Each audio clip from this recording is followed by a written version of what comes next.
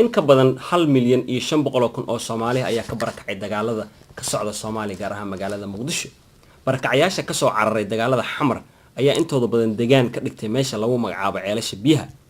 haddaba hay'adda qaxootiga u qaabilsan qaramada midoobay ayaa soo duubtay video ay uga hadlayso dadka halkaas ku tabaalaysan. Perhaps one of the most complex displaced operations is in Somalia.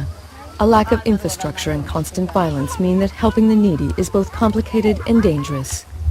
The European Commission Humanitarian Aid Department is one of UNHCR's main partners. Our approach is to focus primarily on the immediate survival needs, in particular those related to water, to food, health and shelter, but also looking at other opportunities, taking into consideration the context in which we are working. The resulting lack of access impacts directly on innocent civilians who are trapped by the fighting and are unable to escape. They live a day-to-day existence, eking out a living transporting goods or picking through trash. Abdul Rashid fled from Mogadishu.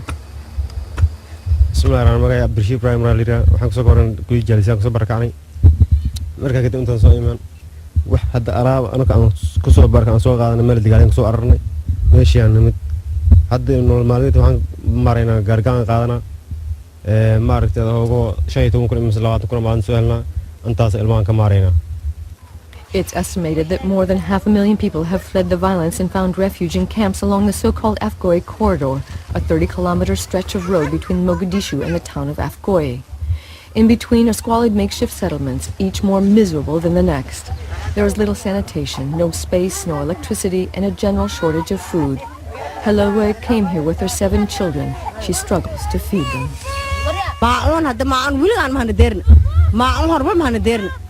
halmaro markii on haroorni dhatung ay haano sur digsi nishan dhatung ma man deerna gogol la'aan ba la'aan dhibaato kashkashka noolnaad. Somalia has been in a state of war for almost 20 years. The violence and accompanying humanitarian crisis have forced millions of people to leave. Left behind were the poorest of the poor, unable to escape and constantly on the move to stay ahead of the conflict. It's a dehumanizing existence. Many hold on to the hope the fighting will end one day. Others, like Hellowe, are ready to give in.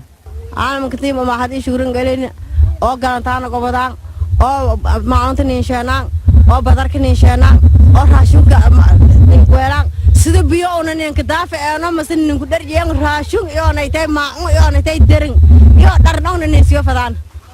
This week, the African Union is expected to adopt a convention for the protection of the internally displaced with the aim of offering the more than 11 million affected on the continent greater security.